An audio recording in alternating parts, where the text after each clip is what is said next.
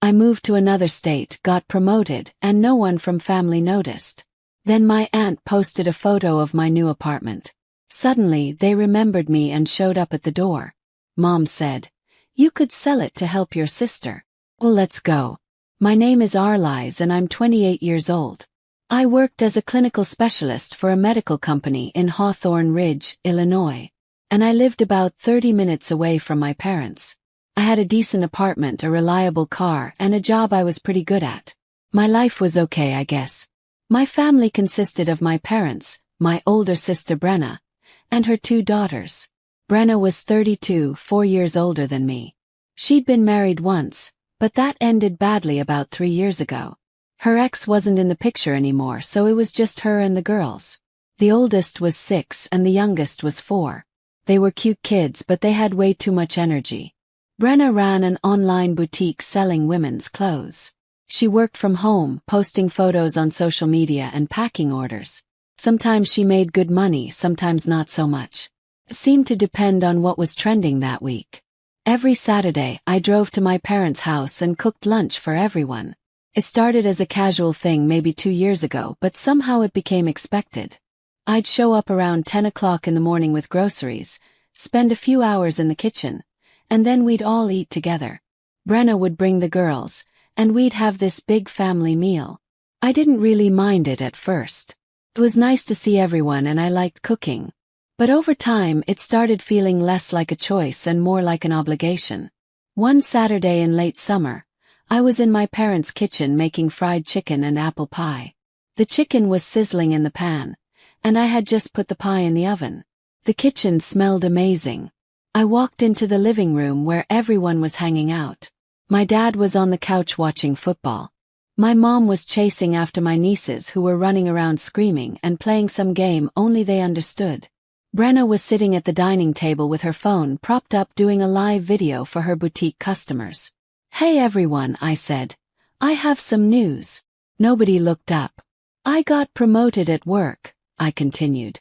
"They're making me senior clinical specialist, and they're transferring me to the Silverford office in Colorado."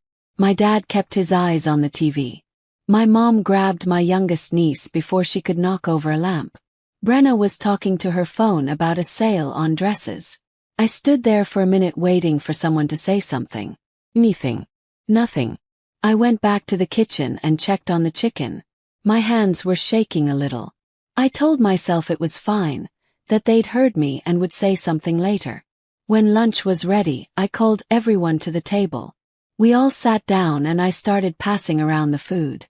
The chicken looked perfect, crispy and golden. The pie had cooled enough to cut. So, like I mentioned earlier, I said trying again, I got promoted. It comes with a 15% salary increase and a relocation bonus. My mom was cutting up chicken for my nieces. My dad was loading his plate with mashed potatoes. Brenna looked up from her phone. "Oh my God, you guys. I made $2,480 today. $2,480 in one day." My parents' faces lit up immediately. "That's wonderful, honey," my mom said, smiling wide. They spent the next 10 minutes talking about Brenna's boutique, her sales numbers, her strategies, her plans to expand. I sat there eating my chicken and saying nothing.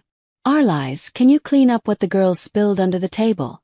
my mom asked without looking at me. "And cut their chicken into smaller pieces, please. These are too big." I got up and grabbed some paper towels. I cleaned up the mess on the floor, then cut the chicken on both girls' plates into tiny pieces. When I sat back down, they were still talking about Brenna's business. I thought about all the times I'd helped her. Last Christmas, I'd spent 4 entire days at her house packing orders for her boutique. Boxes everywhere, address labels, packing tape. My hands were covered in paper cuts by the end of it. 3 months ago, I'd used my vacation days to watch her daughters while she flew to New York for some fashion show. A whole week of my vacation time gone. The girls had both gotten sick that week too. So I'd spent most of it cleaning up after them and trying to get them to take medicine. I'd never asked for anything in return. I just did it because that's what you do for family, right? Why do I always have to do everything? I'd asked my mom once months ago. Brenna has children, are lies, she'd said. She needs more help. You don't have kids, so you have more free time. That was her answer every time. After lunch, everyone went back to what they were doing. My dad returned to his football game. Brenna started another live video for her boutique. My mom took the girls outside to play in the backyard. I cleaned up the kitchen by myself, washing dishes and putting away leftovers. Nobody offered to help. When I was done, I said goodbye to everyone. My mom gave me a distracted hug. My dad waved from the couch. Brenna was too focused on her phone to notice me leaving. I drove home feeling hollow inside. When I got to my apartment, I sat on my couch for a while just staring at nothing. Then I picked up my phone and opened the family group chat. It was called The Squad, even though that name made me cringe. I typed out a message. Just wanted to let everyone know officially that I'll be moving to Silverford on the 15th. The company is handling most of the logistics, but I'll be pretty busy packing over the next couple weeks. Love you all. I hit send and watched the message appear in the chat. Within a minute, all three of them had read it. The little check marks appeared under my message. Nobody responded. I waited 20 minutes. Still nothing. Then my mom sent a photo of my nieces sitting at the kitchen table eating slices of my apple pie. The caption said, "These angels enjoying Aunt Arli's delicious pie." A few minutes later, Brenna wrote, "New record today. $2,640 in sales. This is insane." My mom replied with a string of celebration emojis. I put my phone face down on the coffee table. Then I started crying. Not loud, dramatic crying, just quiet tears running down my face while I sat there alone in my apartment. I'd worked so hard for that promotion. I'd spent months on the project that got me noticed by senior management. I'd put in extra hours, taken on additional responsibilities, proven myself over and over, and my family couldn't even acknowledge it. They couldn't even pretend to be happy for me. But Brenna made $2,640 in a day, and suddenly everyone was full of praise and congratulations. I cried for a while, then washed my face and started looking at apartments in Silverford online. I had 2 weeks to find a place and pack up my entire life. At least in Colorado, I'd be far away from Saturday lunches and ignored accomplishments and constantly being asked to babysit or pack boxes or cut up chicken for children that weren't even mine. The next 2 weeks were a blur of packing boxes and coordinating with the moving company.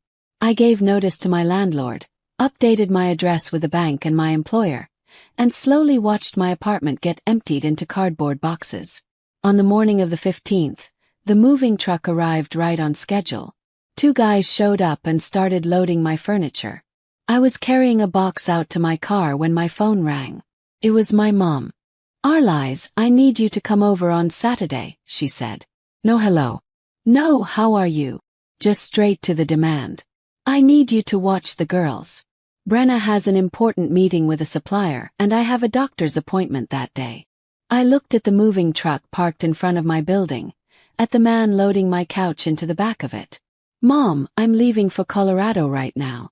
Actually, I told you about this 2 weeks ago." I sent a message in the family chat. She didn't say anything for a few seconds. Then, "I have to go. We'll talk later." She hung up. I stood there holding my phone, waiting for the anger or hurt or something to hit me. But I just felt tired. Really tired. 7 hours later, while I was somewhere in Iowa, my phone buzzed. Text from my mom. "What do you mean you're leaving for Colorado?" I didn't respond. I just kept driving. I arrived in Silverford late that night and checked into a hotel. The next day, I looked at temporary apartments and found a small furnished place I could rent month to month while I searched for something permanent. It wasn't fancy, but it was clean and close to my new office. My first week at the new job was intense. New colleagues, new systems, new everything. But I liked it. People here didn't know me as the helper or the babysitter. They just knew me as Arlies, the new senior clinical specialist. 3 weeks went by. I'd settled into my temporary apartment and was getting comfortable with my new routine. I'd even found a coffee shop I liked near my office. Then my mom posted in the family chat, Family party for Aunt Salora's 60th birthday on Saturday. Arlies come early to help set up. Probably around 1 p.m. Party starts at 4 o'clock.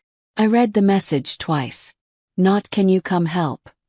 Or would you mind? Just telling me to show up and help, like I still lived 30 minutes away instead of 1,000 miles away. I didn't respond. Saturday came. I spent the morning unpacking more boxes in my apartment and went grocery shopping in the afternoon. My phone stayed quiet until around 3 o'clock. Then it started. First a text from Brenna. Where are you? Then my mom. Arlies. We're waiting. Where are you? My dad. Your mother needs help. Please call. Brenna again. Seriously, where are you? This is ridiculous. I silenced my phone and put it in a drawer. That evening I took it out and saw 15 more messages. Most of them were asking where I was. The last one from my mom said, You are so selfish. You let the whole family down today. Aunt Selera was asking about you and we didn't know what to tell her. I stared at that message for a long time. Then I called my mom. She answered on the first ring. Where have you been? Do you know how embarrassing it was to? Mom, I moved to another state a month ago. Silence. I told you I was moving to Silverford. I sent a message in the family chat. You read it. Well, I don't remember seeing that, she said. This is the first I'm hearing about it. I almost laughed. You read the message, Mom. I saw the check mark. Well, fine, but do you have any idea how inconvenient this is? We're really struggling without you here. Your father's back has been bothering him. So I've been doing everything around the house, and Brenna needs help with the girls all the time. It's just so much harder now. I waited for her to ask how I was doing, how the move went, how I liked my new job, how I was settling in. She didn't. Actually, speaking of Brenna, my mom continued, she's trying to expand the boutique. She found this great opportunity to partner with a manufacturer, but she needs some capital to make it work.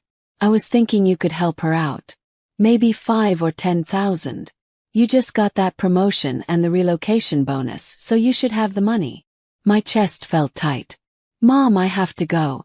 Someone's at the door. Wait, about the money. Hung up. I sat on my couch in my temporary apartment in Silverford, in a city where nobody knew me, where nobody expected anything from me. And I realized something. My family didn't see me as a person.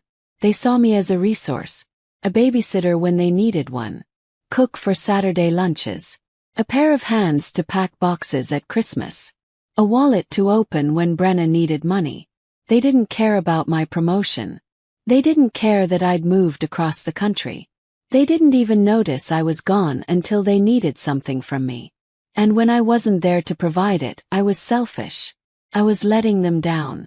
I thought about calling my mom back, explaining how I felt, telling her I needed them to see me, really see me, as their daughter and sister, not just as someone who could do things for them. But I already knew what would happen. She'd tell me I was being dramatic. She'd say family helps each other. She'd remind me that Brenna had children and needed more support. It would be the same conversation we'd had a dozen times before, just with different words. So I didn't call back. I decided right then that I was done. Done reaching out. Done explaining. Done hoping they'd suddenly realize what they'd been doing all these years. 2 years passed. In that time I didn't call my family. I didn't text them. I didn't visit for Thanksgiving or Christmas or anyone's birthday. I sent no cards, no gifts, nothing. And they didn't reach out either, not once. My life in Silverford was completely different. I threw myself into work and got promoted twice in those 2 years. First to lead clinical specialist, then to regional manager. My salary nearly doubled from what I'd been making in Illinois. A year after moving, I bought my own apartment in Cherry Crest, a nice neighborhood with tree-lined streets and good restaurants. It had 2 bedrooms, a balcony with a mountain view, and a kitchen I actually enjoyed cooking in. It was mine, completely mine. I also got a dog, a poodle I named Marlowe. He was smart and energetic, and having him around made the apartment feel less empty. 3 months ago I met someone. His name was Corvin and he was 33. He owned a startup that made rehabilitation equipment for physical therapy clinics. We met at a dog park. He had a beagle named Scout. And Marlowe and Scout got along immediately. Corvin and I started talking and he asked me out for coffee. That turned into dinner, then another dinner. Before I knew it, we were dating. One Saturday afternoon, my Aunt Selora came to visit. She was my mom's younger sister, and she'd always been different from the rest of the family. We'd stayed in touch over the past 2 years through occasional texts and phone calls. She was the only one who'd actually asked how I was doing after I moved. Selora walked into my apartment and looked around with wide eyes. "Arlies, this place is gorgeous. You've really done well for yourself." We spent the afternoon catching up. She told me about her kids, her job, her life. I told her about work, about Marlowe, about Corvin. Before she left, she asked if she could take a photo of my living room. "It's just so beautiful," she said. "I want to remember it." I said sure, not thinking much about it. She posted it on social media that evening. I saw it later when she tagged me. The caption said, "Visiting my niece Arlies in her beautiful Silverford home. She has her own place, a wonderful boyfriend, and a truly admirable life. So proud of her." I smiled when I read it. It felt nice to have someone in my family actually acknowledge what I'd accomplished. But then the comments started rolling in. Relatives I barely knew were asking questions. "What neighborhood is that? How much do apartments cost there? Is Colorado expensive?" Then I saw my mom's comment. "So happy to see our Arlies doing so well. We're so proud of everything she's achieved." Our Arlies. Like she'd been involved, like she'd been part of my life these past 2 years. I closed the app and put my phone down. That evening, Selora sent me a screenshot. It was from the family chat, the one I'd left 2 years ago. Brenna had written, "Did you see Selora's post? Arlies' place looks expensive, and she has a boyfriend who owns a business. We should find out what her financial situation is like. She might be able to help us now." My mom had replied, "Good idea. I'll reach out to her." I stared at the screenshot for a long time. Of course that's why they were suddenly interested. An hour later my phone buzzed. A text from my mom. "Arlies, honey, your father and I miss you so much. It's been too long since we've seen you. How have you been?" Before I could even think about responding, another text came through. This one from Brenna. "Wow, your apartment looks amazing. I can't believe how well you're doing. I'm so happy for you." Then another text, this time from my mom again. "We'd love to come visit you. We've already bought plane tickets. We'll arrive tomorrow at noon. Can't wait to see you. Dad, me, Brenna, and the girls. It'll be just like old times." I read the messages 3 times. They'd already bought tickets. They were coming tomorrow. They didn't ask if it was okay. They didn't check if I was available. They just decided and told me. Called Corvin. "My family is coming tomorrow. They saw a photo of my apartment on social media and now they're flying out here.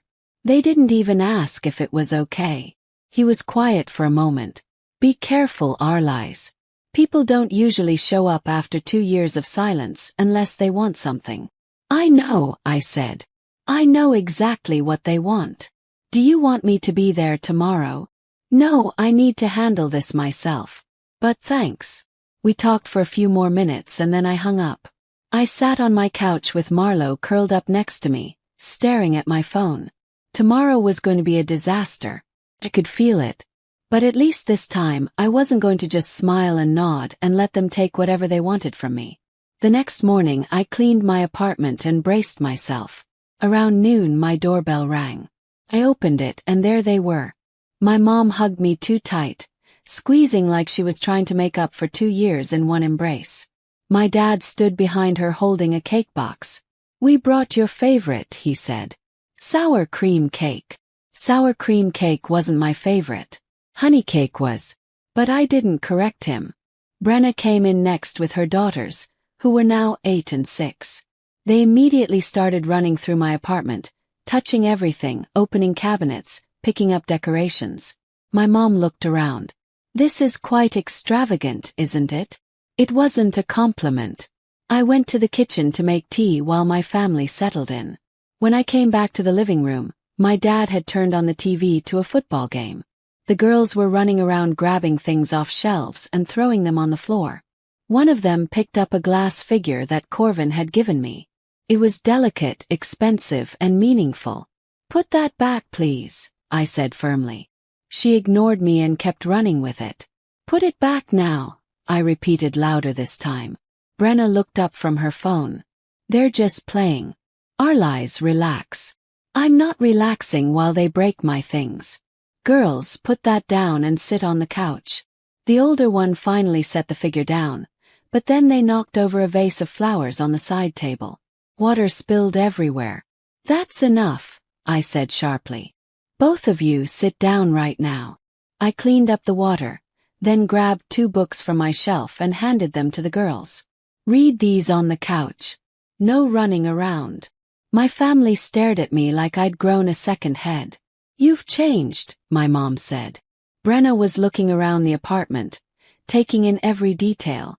"So, this place must have cost a lot. What did you put down for the down payment? And what's your mortgage?" "That's private." My mom jumped in. "We're just curious, honey. You've done so well for yourself." I sat down in the chair across from them. "Why are you really here?" My mom's face shifted into a concerned expression. "We missed you, sweetie. It's been 2 years. 2 years of silence," I said. "Not a single phone call.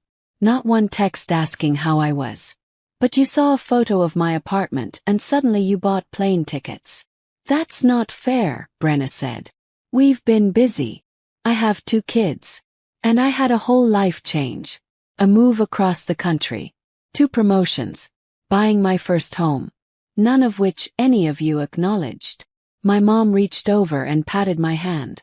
"Well, we're here now, and we need to talk to you about something important." Here it was. "Brenna's going through a tough time," my mom continued. Brenna nodded. "After 5 years with the online boutique, I decided to open a real store. Physical boutique. Mom and Dad invested their retirement savings to help me get started. But it didn't work out. The location wasn't good.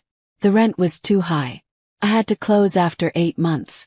Now I have $47,500 in debt from the commercial lease." My mom leaned forward. "We've spent everything we had helping Brenna. We don't have anything left." Waited. "So we thought," my mom said carefully, "that you could sell this apartment and help your sister. You don't really need a place this big. And your boyfriend has money, right? He owns a business. You could move in with him." Actually laughed. "Let me tell you what I think about. I think about how I announced my promotion and transfer and not one of you reacted. I think about how I sent a message saying I was moving and you all read it but said nothing. I think about how you forgot my birthday 2 years in a row. I think about spending 4 days packing boxes for your boutique at Christmas instead of enjoying my holiday. I think about using an entire week of my vacation time to babysit your kids while you went to a fashion show. They all went quiet. For years I was your babysitter, your cook, your helper, your wallet. And when I moved away and stopped being available for all of that, you didn't care. You didn't reach out. You didn't check if I was okay. But now that you need money, here you are. After 2 years of complete silence." "Arlies," my mom started. "No." I walked to the door and opened it. "This visit is over. You need to leave." "We flew all the way here," my dad said. "That's not my problem. I didn't invite you. You decided to come without asking me. Now I'm asking you to leave." My mom started crying. "You're choosing money over family." "No. I'm choosing myself over people who only see me as an ATM." Brenna stood up. "We're sisters, Arlies. Then act like it. Act like you care about me as a person, not just what I can do for you." "We wouldn't have asked if we weren't desperate," my dad said. "That's the problem. The only time you talk to me is when you're desperate. Not when I got promoted. Not when I moved. Not on my birthday. Only when you need something." They gathered their things in awkward silence. The girls picked up the books I'd given them, and Brenna took them from their hands. At the door, Brenna turned back. I didn't think you'd become so cold. I'm not cold. I'm just done being used. There's a difference. I closed the door behind them. That evening, I found out they'd flown back to Illinois. Over the next few days, my phone was flooded with messages. My mom begged. My dad tried to apologize in his awkward way. Brenna alternated between apologies and accusations. 2 weeks later, Brenna sent a long email detailing what would happen without my help. The boutique closing permanently. My parents possibly having to sell their house. The girls suffering because their mother was stressed. I read it once and put it in a drawer. Months later, my phone rang with my mom's number. I almost didn't answer, but something made me pick up. Hi, Arlies, she said quietly. I'm calling to apologize on behalf of all of us. We treated you terribly and you didn't deserve that. I didn't say anything. We'd like to try to fix our relationship, she continued. If you're willing. On your terms. Whenever you're ready. I appreciate that, I said. But I need time. I'm not ready yet. I understand. We'll wait. And we'll try to do better. Okay. I'll think about it. That's all we can ask for. Take care, Arlies. You too. Corvin and I decided we'd get married next year. We hadn't set a date yet, but we both knew it was what we wanted. And if some of my family didn't come to the wedding, that would be okay. Had a life now. Real life. With a partner who respected me. A job I loved. And a home that was truly mine. I wasn't the invisible helper anymore. I was just Arlies. And that was enough.